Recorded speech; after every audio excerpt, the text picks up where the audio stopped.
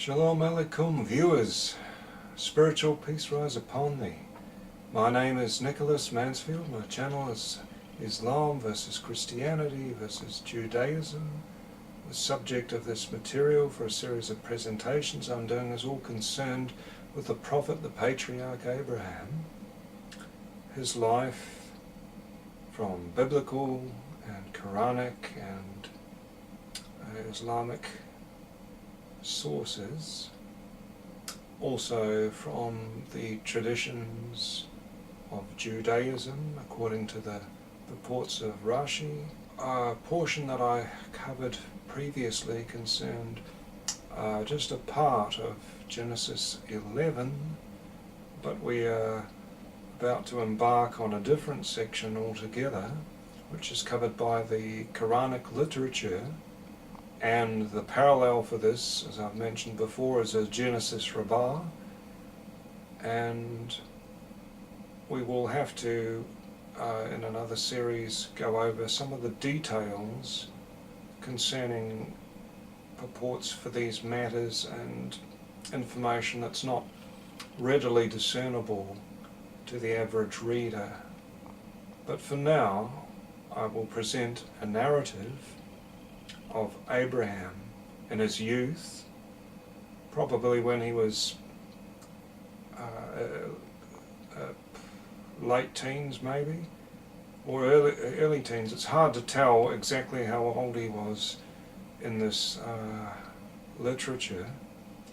Now the Quran has multiple surahs dealing with Abraham, one in particular, but it's scattered throughout the Quran. Some of the stories overlap slightly. I have compiled this narrative in a chronological sequence which makes sense, so I'm going to read to you from that. There will be slight overlap with the previous presentation. So this is the story of Abraham when he lived in his father's house in place in Mesopotamia, but we don't know exactly where. We just know it was bordering the river or close proximity to the river. Here we go. And recite Ab-raam's news to them, and indeed among Noah's like, so too was Ab-raam for certain, when he came to his Adon, his Lord, with a passive heart. Thus we showed Ab-raam the kingdom of the heavens and the earth, so that he would be among the ones who are certain. So when night covered him, he saw a star. He said, "This is Adonai." Yet when it set, he said, "I like not the ones that set." When he saw the moon rising, he said, "This is Adonai." Yet when it set, he said, "If my Adon guides me not, I will surely be amongst the people who went astray." When he saw the sun rising, he said, "This is Adonai, this is greater." Yet when it set, he said, "O my people, indeed I am free of what you associate." And beyond doubt we gave Ab-raam his guidance beforehand, and we were, regarding him, thoroughly acquainted. When he said to his father and his people, "What do you worship? What are these, the statues which you are devoted to?" They said, "We worship idols, so we will remain devoted to them." He said, "Do they hear you when you invoke? Or do they benefit you? Or do they harm?" When he said to his father and his people, "What is it you worship? Is it a falsehood? Gods other than the God you desire? Then what think you concerning the universal Adon? Indeed, I have turned my face to the one who created the heavens and the earth, one upright, and I am not of the polytheists." And his people argued with him. They said, "Not so, But we found our forefathers doing the like, worshippers of them. He said, do you see what you have been worshipping, you and your forefathers?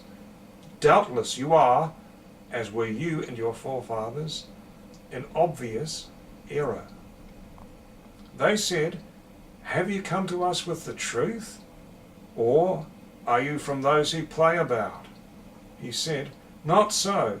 Your Adon is the Adon of the heavens and the earth, the one who created them, and I am to that one from the witnesses. When Ab-raam said to his father Sarah, do you take idols as gods? I certainly see you and your people to be in blatant error. He said, do you dispute with me concerning God? Yet he has certainly guided me, and I fear not what you associate with him, except for a thing Adonai desires. Adonai encompasses everything, understanding. Then will you not pay heed? And Ab-raam, when he said to his people, worship God and fear him, that is better for you, if you only knew. Other than God you worship only idols, and you create falsehood. Indeed, those whom you worship other than God possess naught of provision for you. So seek the provision from God and worship him and be grateful to him. To him you will be returned. And if you deny, then nations certainly denied from before you. And by God, surely I will plot against your idols, after you are underway, turning your backs. And how could I fear what you associate, whilst thou art fearless, that you have associated with God what he did not send down of any authority for it to you? So which of the two parties has more right to confidence, if you know? Indeed, they are enemies to me, except an Adon of the universe, the one who created me, and he guides me, and the one, he who gives me food and gives me drink. When I am ill, he then cures me, and the one who will cause me to die, then he will give me life. Moreover, I hope, the one who will forgive my faults for me on judgment day, and forgive my father, for indeed he is from those astray, and disgrace me not the day they are resurrected.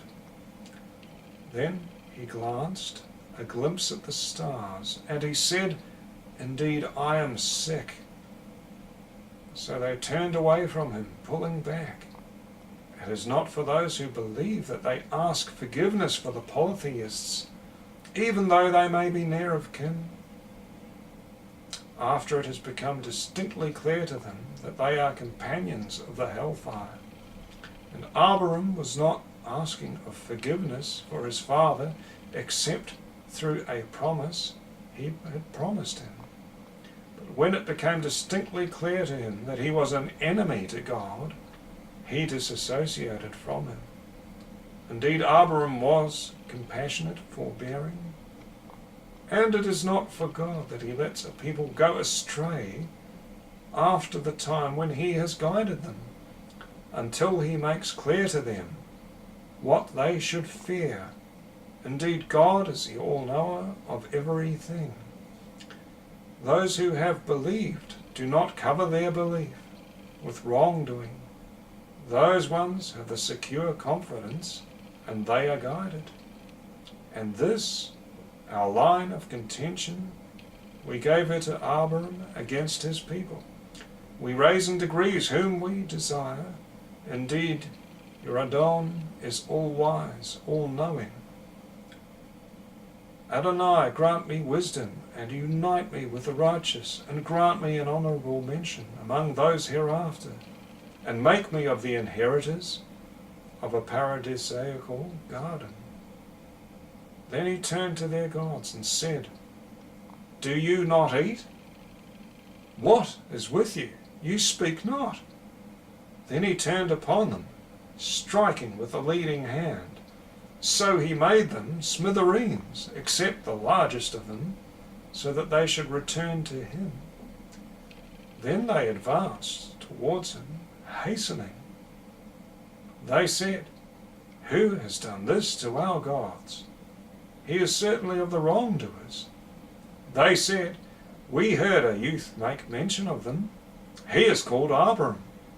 They said, "Then bring him before the people's scrutiny, so that they may bear witness." They said, "Have you done this to our gods, O Ab-raam?"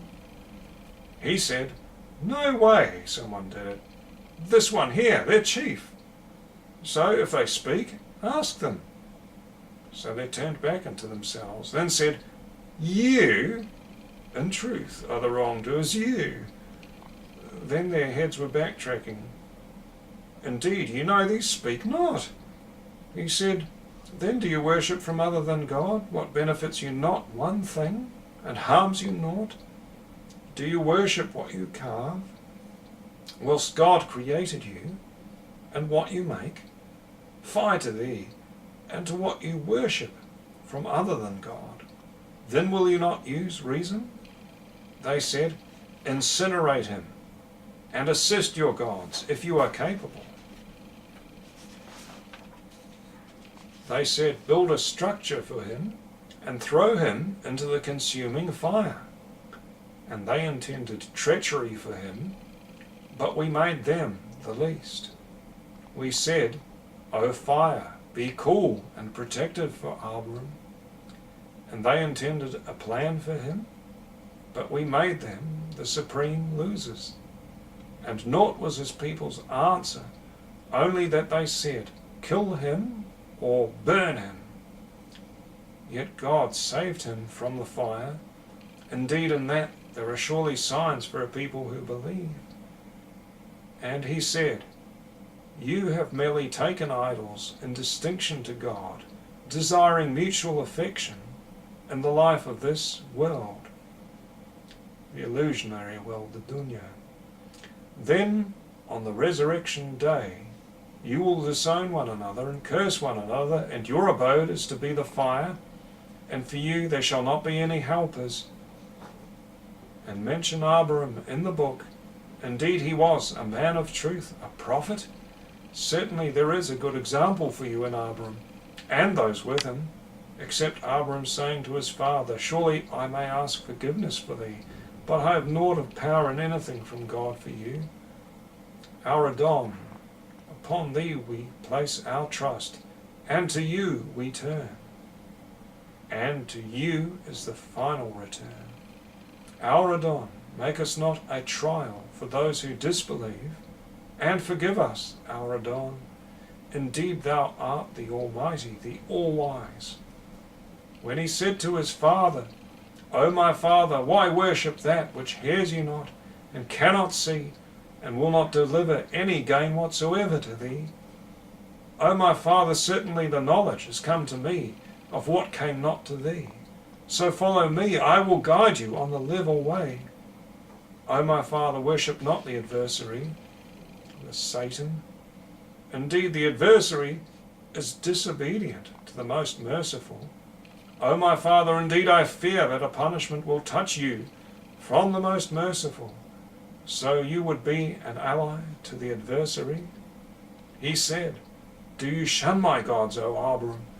Surely if you will not desist, I will definitely stone you. Moreover, leave me indefinitely." He said, "Spiritual peace rise upon thee. I will plead forgiveness for you of Adonai. Indeed, he is ever gracious to me, and I will depart from thee and what you invoke from other than God. And I will invoke Adonai, that perchance I will not remain unblessed in invocation to Adonai." And when Ab-raam said to his father and his people, "Indeed, I am going to Adonai.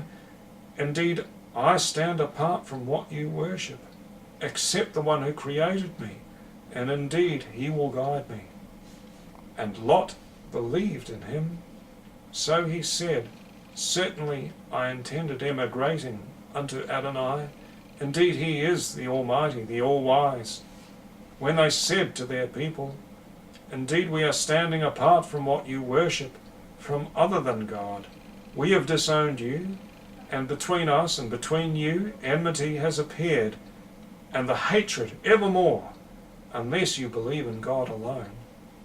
And he made it a lasting word among his descendants, so that they may return. In them there is definitely a good example for you, for who is God hopeful, and of the last great day. And whoever turns away, then indeed God, free of need, is he, the praiseworthy. Perhaps God will put between you and between those to whom you have been enemies fair wishes between them both. And God is all-powerful, and God is oft forgiving, most merciful. So that was the story of the origin of the rift between Ab-raam and his near relative Lot, and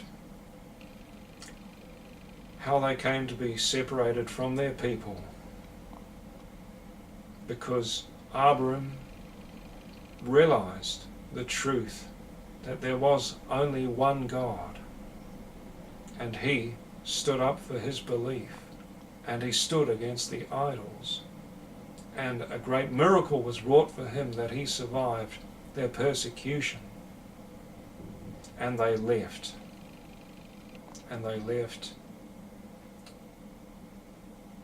in bitterness.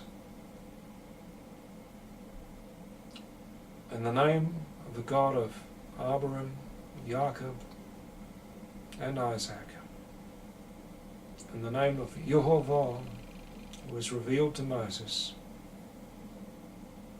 please take thought and contemplate this story.